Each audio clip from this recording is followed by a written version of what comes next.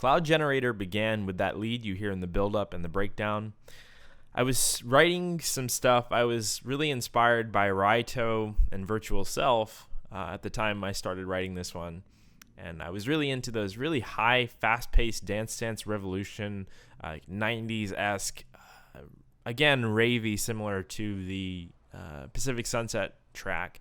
That kind of feeling, I find that really nostalgic, and I really wanted to capture that and, see if I can do a take on that Virtual Self, Raito, acid kind of style, and it ended up being one of the bangers of the EP. I've been playing this one out a lot on my 2019 tour, and it's went off every time. It's definitely a crowd favorite.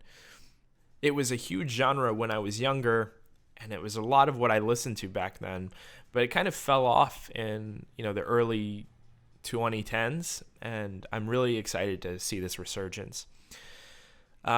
One of the crowning moments, I think, in this resurgence was Porter Robinson's Virtual Self project. And when I heard it, I was instantly reminded of my earliest days listening to electronic music. When I was in 5th grade, a good friend of mine used to bring his MP3 player to school. I remember one of his family members would illegally download folders of what we used to call techno, which I know is now more in line with trance or hardstyle, or maybe even Eurodance. And we would listen to this music that he had on his MP3 player on the bus ride to and from school, all the way up to, I think, the earliest years of high school. And I have incredibly fond memories of the euphoric melodies of artists like Bass Hunter and Alice DJ. And I've always wanted to write a song featuring a melody like that. An incredibly over-engineered, like over-the-top, but somehow magically beautiful melody like those songs I used to listen to. And Cloud Generator was that for me. I think once I wrote that lead, I knew exactly where the track had to go. I dragged in some breakbeat rhythms to underlie the retro feeling of the track. I added those big synthwave pads and the breakdown to really, really drive that home.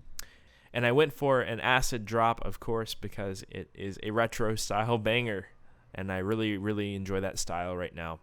For the longest time, the track actually didn't have a name, and my friend Christian, 28mm, came over one day, and we were brainstorming ideas, and he's like, I've always wanted to call a track Cloud Generator, and I was floored because I immediately knew that was the track title I had to go with, and then everything else after that was under the guise of the title being Cloud Generator.